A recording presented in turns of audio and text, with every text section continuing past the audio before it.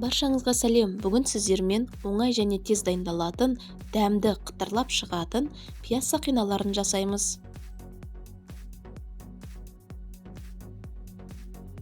Алдымен бір үлкен бас пиязымызды тазалап, бөліктерге бөліп аламыз.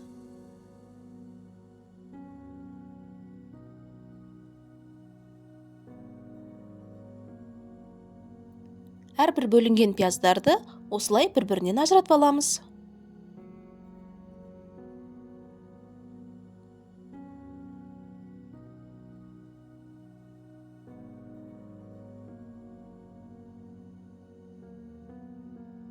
Енді 3-4 жұмыртқамызды шағып, үстінен ұнатқан приправаларымызды қосып, жақсылап араластырамыз.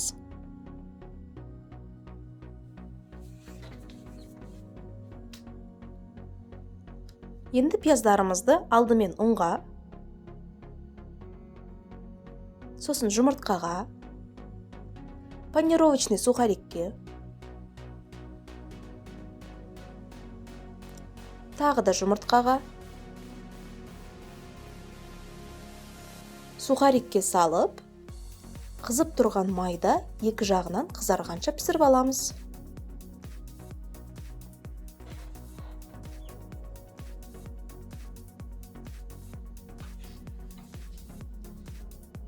Міндетті түрде баяу отта пісіріңіздер, сонда ішіндегі пияздары толық жақсы піседі.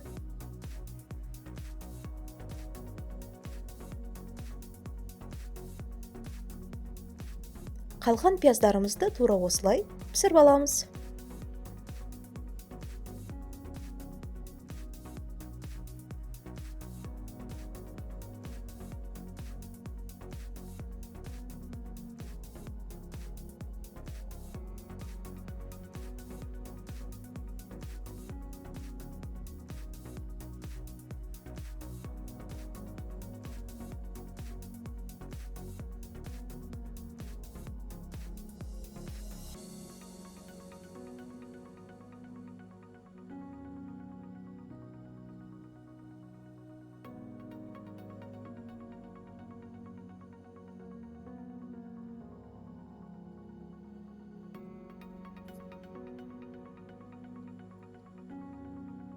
Мінекей пиязды сақиналарымыз дайын, міндетті түрде жасап көріңіздер.